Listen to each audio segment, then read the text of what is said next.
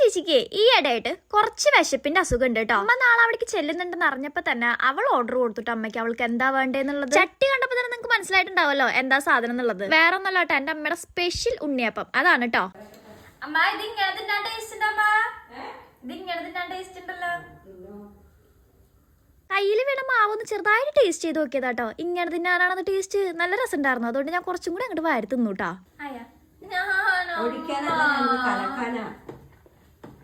ഉണ്ടാക്കണം എന്നുള്ളൊരു ആഗ്രഹം കൊണ്ട് വന്ന് നിക്കാട്ടാ. പക്ഷെ എനിക്കറിയാം ഇത് റെഡി ആവില്ലാന്ന്.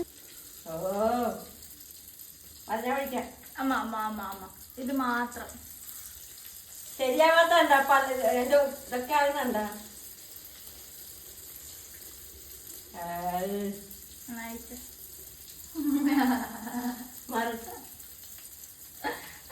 ആഗ്രഹം കൊണ്ടൊഴിച്ചതല്ലോ.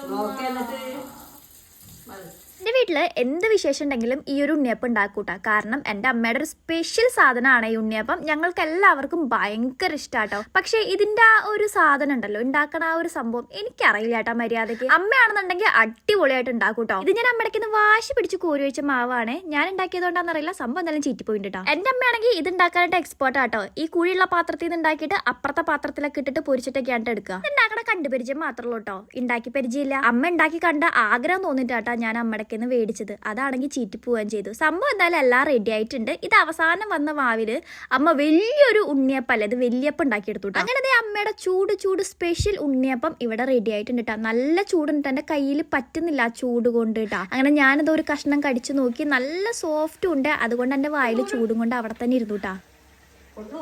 കൊള്ളാം, ചൂടമ്മാ.